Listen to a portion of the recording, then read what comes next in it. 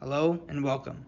In this video, we're going to be talking about the horrific shipwreck of the SS Regina, a Canadian steamship that perished on November 10th, 1913 in the Great Lakes Storm of 1913, or what they like to call it, the White Hurricane. This is part one of a documentary series, many new additions for the short Great Lakes Shipwreck documentary franchise. Now before we begin, please support your boy as I'm trying to reach 1,000, or if I'm already at 1,000 by the time of recording. You don't have to, but if you want, like and subscribe as more videos are expected in the near future.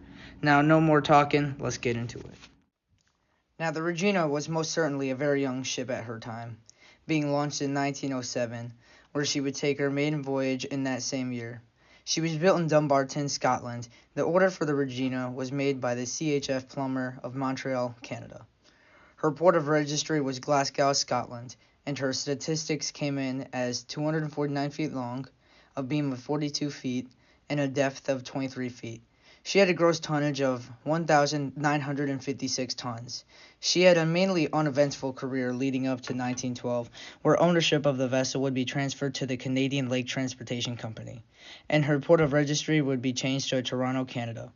In 1913, she was transferred to Canadian Steamship Lines Incorporated. She was used under the package freight business by CSL. The Regina was mainly carrying cargo like mail, whiskey, wine, and more cargoes like that. Now, with this knowledge out of the way, let's get into the sinking. But before we get into the sinking, we are going to need some more context. The Great Lakes Storm of 1913, or more commonly referred to as the White Hurricane, was a blizzard with hurricane-force winds that was formed having two major weather tracks converging over the area of the Great Lakes region. Cold, dry air moves south and southeast from Alberta and northern Canada as an Alberta Clipper, while warm, moist air moves north and northeast from the Gulf of Mexico along the lee of the central Rocky Mountains as a Colorado low. The collision of these air masses forms large storm systems in the middle of the North American continent, including the Great Lakes. These two weather tracks would form over the Great Lakes region, forming a November gale, but at this time being even worse than most. It produced wind gusts of over 90 miles per hour and waves measuring up to 35 feet. Now, with this info in mind, let's get into the Regina story of her sinking. On November 9th, 1913, the Regina was headed north from Point Edward, Ontario, in Lake Huron. At the time, the Regina was carrying a varied cargo headed for 10 ports to drop the cargo off at. Among the cargo included canned goods, 140 tons of baled hay, and a stacked atop the upper deck included sewer and gas pipes.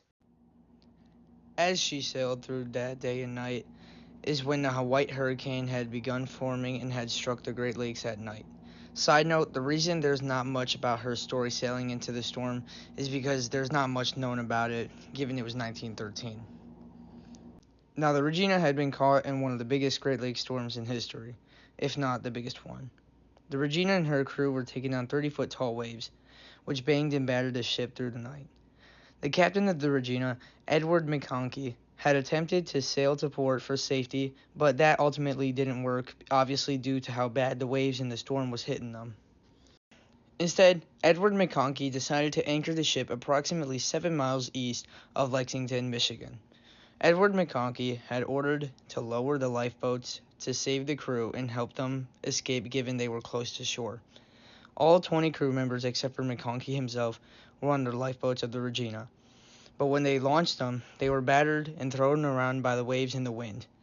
Ultimately, in the end, none of them would make it out alive, all passing away of hypothermia. Captain Edward McConkie would stay on the ship until its final moments above the waters. The ship would sink with all lives lost with it. The storm would also take 11 more vessels in this storm and nearly 200 plus lives. The Great Lakes Storm of 1913 not only affected the Great Lakes, but also affected many towns around the Great Lakes region. Wreckage everywhere. On November 10th, after the storm had died out, a huge steel freighter was discovered floating bottom side up. The bow was about 30 feet clear of the water, but the stern had dipped underwater so much to where it was impossible to tell the length of the vessel. Original people had assumed that this was the Regina, without knowing the length, given the Regina was a very small vessel. It was not until the early morning of November 15th that the vessel was discovered to be the Charles S. Price, another vessel that had gone missing in the storm.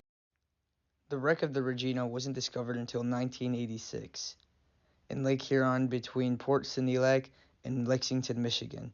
The wreck was largely intact, but the ship itself was upside down in about 77 to 80 foot deep waters.